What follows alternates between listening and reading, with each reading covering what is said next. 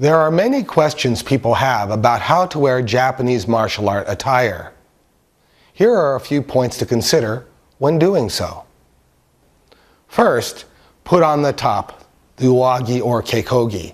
All you have to do is tie it on this side, bring it in and tie it here, and it's a wraparound, just like a bathrobe. Then you put on the obi or belt. Now there are many different ways to tie one. I don't want you to get too involved with all the subtleties. Just tying it up correctly to begin with is just fine. Here's the obi. It usually wraps around you about 3 times, give or take what your girth is. At the very beginning, I want you to drop one end of it to the ground. I want you to take about 1 full length worth here, bring it to your side, and then wrap it around your right side and bring it down in this way. Now a lot of times will this go on below or go above, depending on how you turn it. It really doesn't matter at this time. You can always worry about those subtleties down the road. Today we're getting the basic belt on. I want you to wrap it around here another time, and again a 3rd time. You don't need to wrap it very, very tight. You want to make sure that you can easily put the sword into the side here and let it rest on your hips and not way up here on your waist. After I've brought this around about 3 times, I'm going to tie it. Now there are many people who tie very, very good knots and people that don't tie very good knots. It isn't about the aesthetics right at this time. It's about just having a knot that stays in and works. So if this looks a little sloppy, don't worry about it. Now what I'm going to do is I'm going to take this knot and I'm going to put it around the back. But remember, I want you to keep the center of the top in the center of your back. And a lot of times when you wrap it around your stomach, this will start moving around. So after you've taken the belt and you've moved it to the back, this is nicely sitting on your hips. I want you to readjust your top and make it all nice and straight this way. Now you are ready to put on the Hakama. Now with my Hakama in my hand, let me demonstrate how to put this on. First of all, I want you to take the back 2 and drop it here and hold on with the first 2 strings. I want you to step into it. Left foot, right foot, left foot, doesn't really matter. Bring it up and to over the belt. Now take your stomach and push it out as far as you can and lift this above this.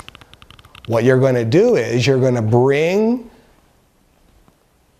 the strings over the top of your hips and then bring them back down here. When we get to this part here, we're going to bring it basically in the middle and then flip it up. Flip it up. And then after you've flipped it up, you bring it around the back and you begin to tie it. As you cross and you bring this up around the top, above the other belt, you bring this in a loop like you're tying a shoe. You pull it tight. You bring your hand in, you pull the loop, you bring your loop around, and you pull this up, just like you're tying a shoe. When you get to here, take this knot with your fingers and pull it up tight to make it snug.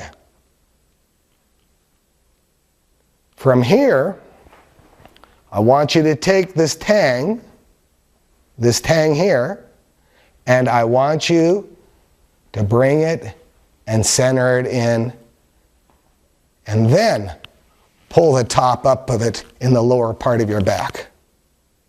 Pull this forward so it gives me a nice straight back. I'm going to pull this in. A secret is just not tie it here, but take it and bring it back through the first 2 strings this way, and this way. What this will do is it'll give enough pressure on so if the knot becomes loose, this won't fall down. Now I'll demonstrate how to tie this. You bring it up this way, you pull it in tight. As I said earlier, there are hundreds of ways to tie this. Lots of aspects, many different styles. So take in consideration what your teacher says. I want to bring it into thirds, roll it up right in front, and then bring this other string up and then bring it down. And pull this through a few times, depending how long it is.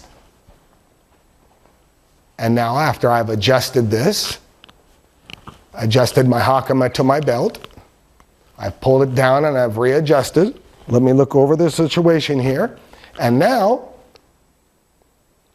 my hakama is tied up, and those are some points to consider when putting on Japanese sword attire.